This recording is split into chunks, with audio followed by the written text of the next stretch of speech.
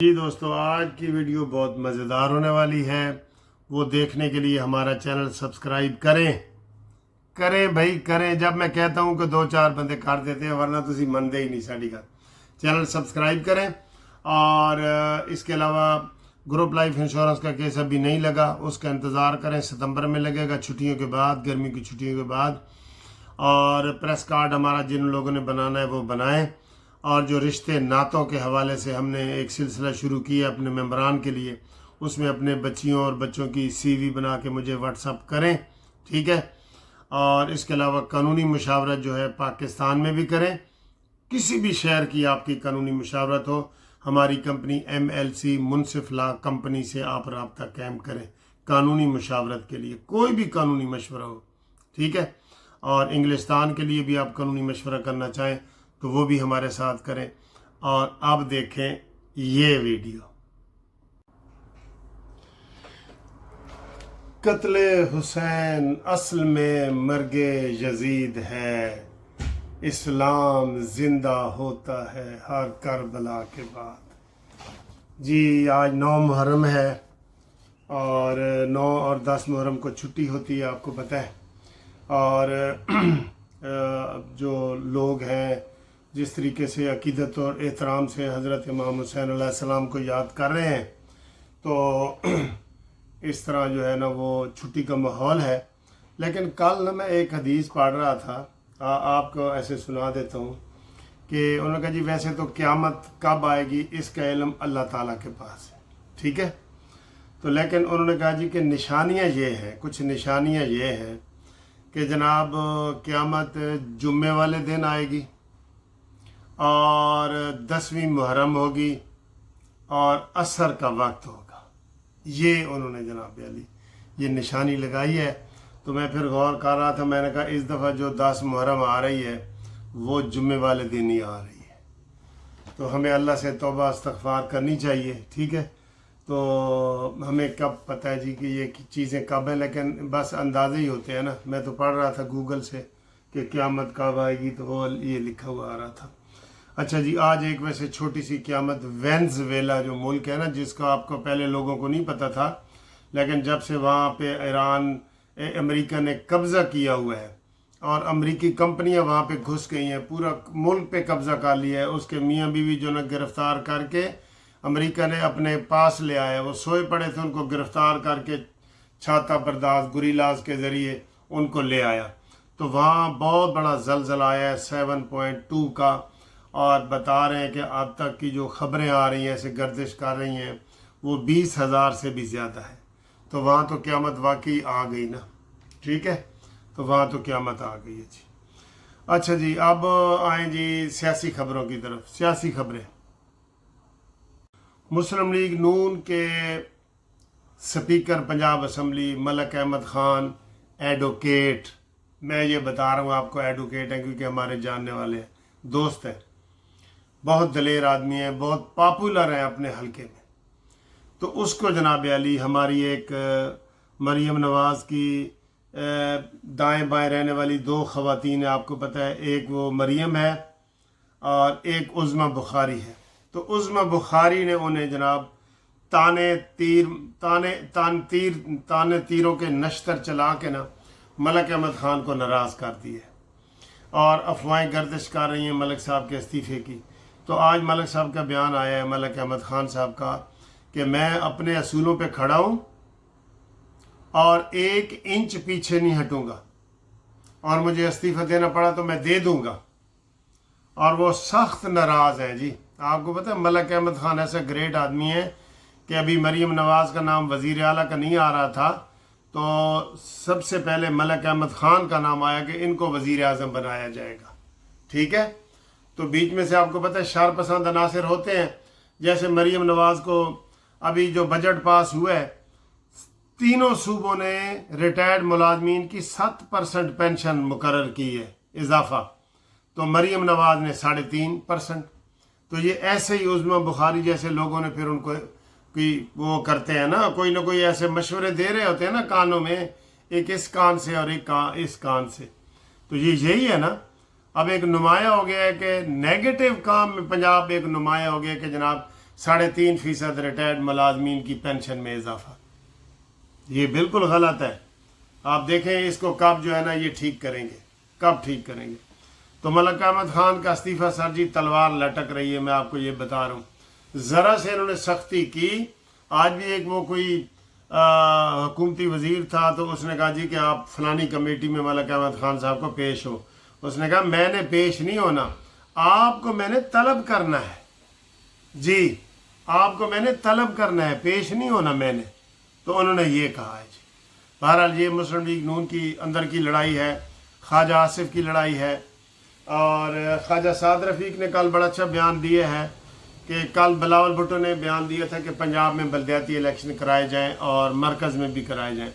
اور ساتھ ایک بیان دیا تھا کہ جہاں جہاں پیپلز پارٹی کی حکومت ہے وہاں ہم نے بلدیاتی الیکشن کرائے ہیں, لیکن نون لیگ کی جہاں جہاں حکومت ہے وہاں بلدیاتی الیکشن نہیں ہوئے. درست ہے, یہ خواجہ سعد رفیق نے کہا کہ یہ درست ہے, یہ ٹھیک بات کی ہے بلاول نے. لیکن انہوں نے کہا جی کہ ہم اس طرح کے بلدیاتی الیکشن نہیں کرائیں گے جو پیپلز پارٹی نے کراچی میں کرائے ہیں. اور کہتے اس کی حقیقت پوچھنی ہو تو جماعت اسلامی سے پوچھ لو, یہ انہوں نے کہا ہے. ٹھیک ہے نا سر. اچھا جی, تو وہ میں باتیں کر رہا تھا وہ تو ختم ہو گئی, بیچ میں کوئی فون آ گیا تھا. سر جی ایران کی جو جنگ ہے نا اس کے بڑے دور رس نتائج نکل رہے ہیں, یقین کریں بہت. ایک تو آج میں آپ کو بتاؤں کہ پیٹرول کی قیمت جو ہے وہ اب جنگ سے پہلے کی جتنی قیمت تھی نا اتنی ہو گئی ہے. تو انشاءاللہ تعالیٰ کل آپ سنیں گے کوئی 30-40 روپے کی مزید آپ کو خوشخبری ملے گی, اور یہ بڑی اچھی خوشخبری ہوگی. تو ایران کی جو جنگ پاکستان نے رکوائی ہے نا سر, اور امریکہ کو جو ہے نا وہ کیا ہے, اسے سبق سکھایا ہے پاکستان نے اور ایران نے اور قطر نے, یہ صلح کرا کے, یہ بھی سبق ہی ہوتا ہے. وہ ایک جو فتوحات کا سلسلہ تھا نا پاکستان مسلمانوں کے خلاف, وہ انشاءاللہ رک گئے. انہوں نے فتح کیا عراق, انہوں نے مسلمانوں کو فتح کیا شام, انہوں نے قذافی والا اردن اور یہ لبنان اور یہ سارے کر رہے تھے نا, تو یہ انہوں نے اس کو وہ کیا ہے. ٹھیک ہے. تو اب جو مسلمانوں کی فتوحات کا سلسلہ تھا نا وہ ایران نے روک لیا. ایران تجھے سلام, یہ ایران تجھے سلام. تو یہ سلسلہ اب آگے پاکستان تک بھی آنا تھا. بے شک ہم ایٹمی قوت ہے لیکن آنا تھا سر کسی طریقے سے پاکستان کے ساتھ دو بدو جو ہے نا وہ لڑائی کے ساتھ نہیں, تو پیار محبت سے بھی ہوتا ہے. کہنا جی اگر کوئی جڑا مر جائے اس نو کی کہندے نے گڑ نال مر جائے انہوں زہر دینا ضروری ہوتا ہے. تو ادھر گڑ دے رہے تھے جناب عاصم منیر گریٹ اور شہباز شریف گریٹ اور یہ وہ, تو پاکستان کا بھی نمبر آنا تھا. لیکن ایران کی وجہ سے فتوحات کا سلسلہ رک گیا ہے. یہ بہت بڑی بات ہے. ٹھیک ہے سر جی. اچھا جی آگے آئیں سر جی, آگے آئیں جی. وینزویلا کا میں نے آپ کو بتا دیا ہے کہ یہ ان کی اپنی سر جی یہ سلسلے ہیں. آخر کیوں نہیں یہ لوگ باہر نکلے, تو میرے خیال ہے وہ قدرت پھر سزائیں بھی دیتی ہے, اللہ نہ کرے, لیکن قدرت سزائیں بھی تو دیتی ہے نا سر. خواجہ آصف صاحب نے کہا ہے کہ میں اپنے بیان پہ قائم ہوں. ویسے یہ کوئی اچھی بات نہیں ہے. اگر آپ کے منہ سے یہ نکل گیا ہے کہ راولہ کوٹ والے اتنے کشمیری نہیں ہیں جتنے جو پونچھ والے ہیں یا باغ والے ہیں, آپ ایکسکیوز کر دیں سر جی. معافی مانگنا کوئی بری بات نہیں ہوتا خواجہ صاحب, اس سے قد بڑھتا ہے رکتا نہیں ہے. آپ نے اسی وقت معافی مانگ لینی تھی, بات ہی ختم ہو جانی تھی.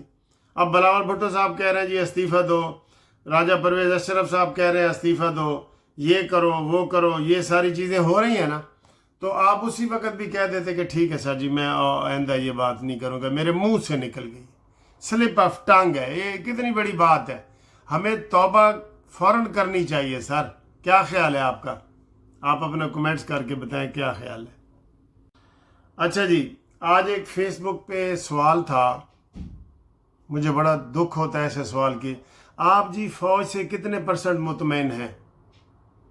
او غیر مطمئن انتشاری پارٹی والوں، ہم فوج سے 200% مطمئن ہیں، اور ہر ملک کے باشندے کو اپنی فوج سے مطمئن ہونا چاہیے۔ فوج ہوتی کس لیے ہے؟ آپ تو جو ہیلی کاپٹر کے شہید ہوئے تھے ان کو شہید بھی نہیں مان رہے تھے کہ جناب یہ انہوں نے وہ پلاٹوں کے لیے یہ فوج میں شامل ہوتے ہیں، یہ ہے وہ۔ فوج سے ہم 200% مطمئن ہیں۔ ایسے سوال نہ کیے کرو کتنے فیصد مطمئن ہیں، وہ آپ نے کرنا تو سیاستدانوں کے بارے میں کہیں کہ آپ عمران سے کتنے مطمئن ہیں، آپ نواز شریف سے کتنے مطمئن ہیں، آپ مولانا صاحب سے کتنے مطمئن، یہ کیا کریں۔ یہ نہیں، یہ سوال ہی تمہارے غلط ہوتے ہیں کہ آپ فوج سے کتنے فیصد مطمئن ہیں۔ تو سن لو کہ ہم فوج سے ہر صورت مطمئن ہیں۔ فوج ہی ایک ادارہ ہے جو ہمارے پاکستان کے لیے تن من دھن کی قربانی دیتا ہے۔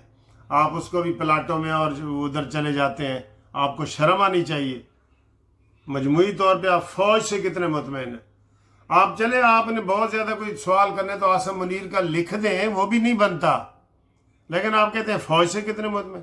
ہم کوئی غیر پاکستان، ہاں انڈیا والا کہے گا میں مطمئن نہیں ہوں، یا انڈیا کی طرز پہ فوج کو ماننے والے، کوئی پاکستانی یہ نہیں کہے گا کہ میں فوج سے مطمئن نہیں ہوں۔ تو مجھے وہ سوال پڑھ کے نا مجھے عجیب سا ہوا۔ اچھا جی، آج بتائیں کہ پیٹرول کتنا سستا ہوگا کل، ٹھیک ہے؟ آپ اندازہ لگائیں، میں نے تو بتا دیے 25-30، کیا پتہ اس سے بھی زیادہ کر دے بھائی جان، مریم کے چچا کر دیں تو کرنا چاہیے جی، ٹھیک ہے؟ تو اس کے علاوہ ساجی جو خبر ہے نا، خامنائی صاحب کا جنازہ جناب وہ شروع کر رہے ہیں 4 جولائی سے لے کے تو 10 جولائی کے دوران ہوگا۔